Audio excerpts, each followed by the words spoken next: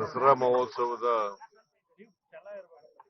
ಕೊನೆಯ ದಿನ ಅಂದ್ರೆ ವಿಜಯದಶಮಿಯ ದಿನ. ಈ ಸಾರಿ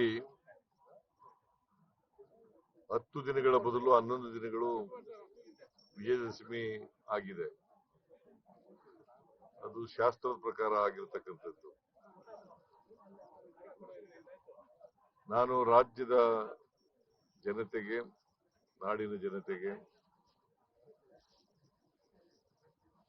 ದಸರಾ ಮಹೋತ್ಸವದ ಶುಭಾಶಯಗಳನ್ನು ಕೋರ್ಲಿಕ್ಕೆ ಬಯಸ್ತಾ ಇದ್ದೇನೆ. ಈ ವರ್ಷ ಒಳ್ಳೆ ಮಳೆಯಾಗಿದೆ ಎಲ್ಲ ಜಿಲ್ಲೆಗಳಲ್ಲೂ.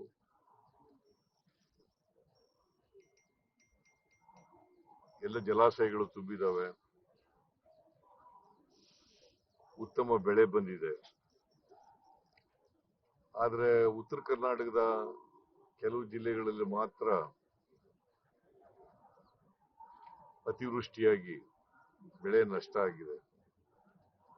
ಸುಮಾರು 10 ಲಕ್ಷ ಹೆಕ್ಟೇರ್ನಷ್ಟು ಬೆಳೆ ನಷ್ಟ ಆಗಿದೆ.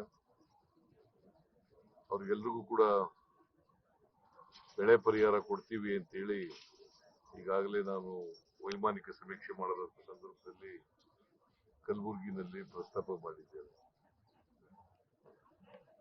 ಸರ್ಕಾರದಿಂದ ಮತ್ತು NDRF ಫಂಡ್ನಿಂದ ಕುಷ್ಕಿ ಜಮೀನಿಗೆ 17,000 ರೂಪಾಯಿ,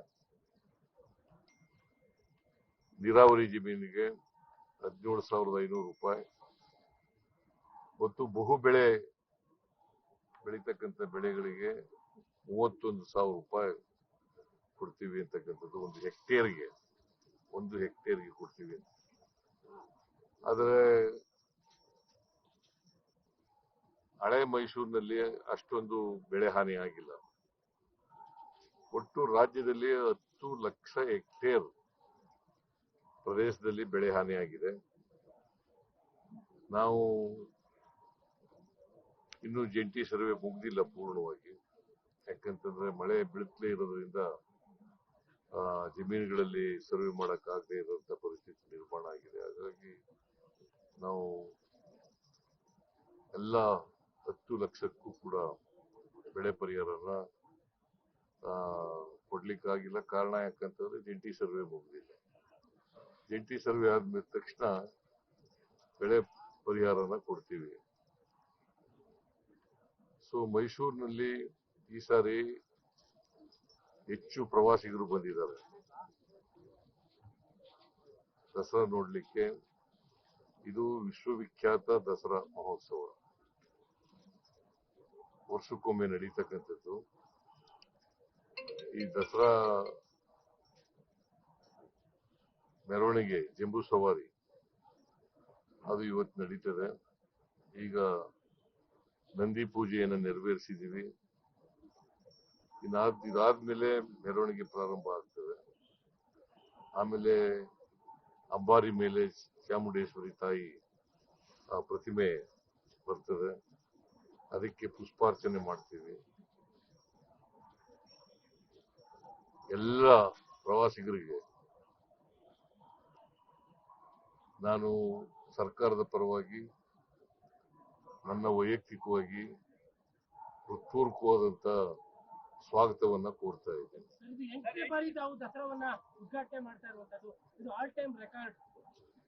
ಗೊತ್ತಿಲ್ಲ ನನಗೆ ರೆಕಾರ್ಡ್ ಏನಾಗಿದೆ ಅಂತ.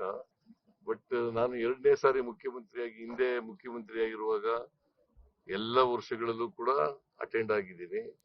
ಮತ್ತೆ ಈಗ 2ನೇ ಸಾರಿ ಮುಖ್ಯಮಂತ್ರಿ ಆದ್ಮೇಲೂ ಕೂಡ ಅಟೆಂಡ್ ಆಗಿದ್ದೀನಿ 3 ಬಾರಿ. ಅದರಿಂದ 8 ಬಾರಿ ಆಗಿರ್ಬೇಕು, ಮುಖ್ಯಮಂತ್ರಿಯಾಗಿ 8 ಬಾರಿ ಆಗಿರ್ಬೇಕು. ಸೊ ಇದು ರೆಕಾರ್ಡ್ ಏನೋ ಗೊತ್ತಿಲ್ಲ ನನಗೆ, ನಾನು ರೆಕಾರ್ಡ್ ನೋಡಕ್ ಹೋಗಿಲ್ಲ. ಬಟ್ ಜನರ ಆಶೀರ್ವಾದ ಇರೋದ್ರಿಂದ ಇಷ್ಟು ವರ್ಷ ಮುಖ್ಯಮಂತ್ರಿಯಾಗಿ ದಸರಾ ಮಹೋತ್ಸವವನ್ನು ಆಚರಣೆ ಮಾಡ್ತಕ್ಕಂಥ ಸೌಭಾಗ್ಯ ದೊರೆತಿದೆ.